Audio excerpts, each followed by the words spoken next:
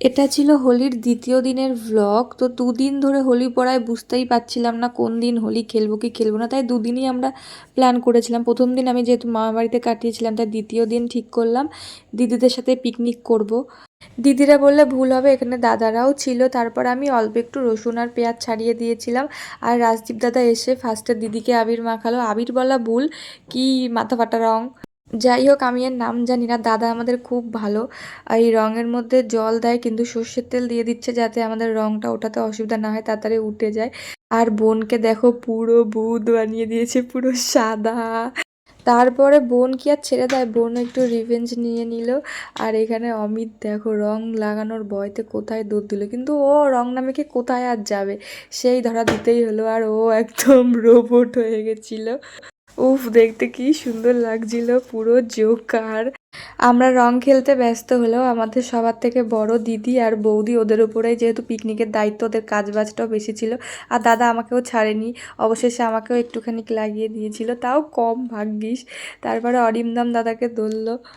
আমাদের মাংস ম্যারিনেট হয়ে একদম কড়াইয়ের মধ্যে চলে গেল, কড়াই থেকে প্লেটে, আর প্লেটের থেকে সোজা আমাদের মুখে। আহা কি টেস্ট!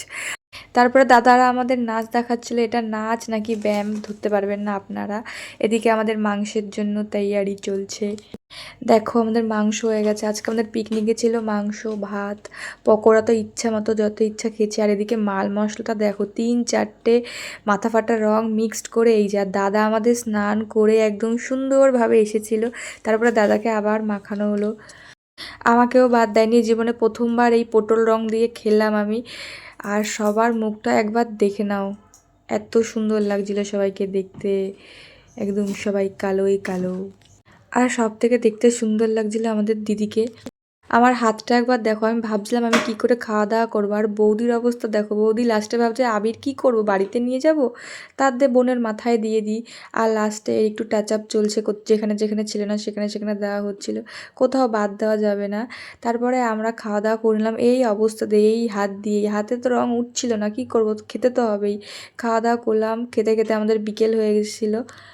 আমি আর দাদা খাওয়া দাওয়া করে তো তাড়াতাড়ি বাড়িতে চলে গেলাম। আর আমার অবস্থাটা দেখে ভাবছিলাম মা কি বলবে। আর এই সময় আমরা ছিলাম না, ওরা বেচারিরা অনেক কষ্ট করে সব কিছু নিয়ে যাচ্ছিল। বাড়ির লোক বলে কথা, ওদের তো একটু বেশি কাজ করতেই হবে। আজকের দিনটা সত্যি খুব সুন্দর কাটিয়েছিলাম। আর এই হোলি খেলা আমি জীবনেও ভুলবো না। এই পটল রং, যেই রঙই হোক, প্রথমবার খেলেছিলাম, সব ভূত হয়ে এতদিন সবাইকে দেখতাম, আর প্রথমবার আমি এরকম খেললাম।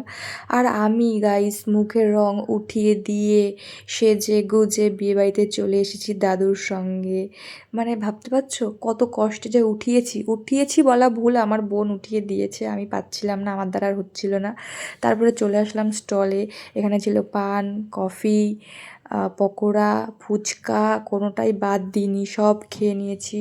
আর ডেকোরেশনটা দেখো খুব সুন্দর হয়েছিল, আমার এই রকম ডেকোরেশন খুব ভালো লাগে। আইসক্রিমও খাচ্ছিলাম বসে বসে।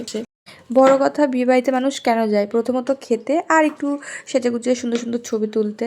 আর এই দেখো আমার হ্যান্ডসাম বর, আজকে আমার বর 2 বউকে নিয়ে বিয়েবাড়িতে এসছে, ব্যাপারই আলাদা আমার বরের। আর এই দেখো মেনু কার্ড দেখে নাও। আর এই হাত নিয়ে আমার খেতে সত্যি লজ্জা করছিল।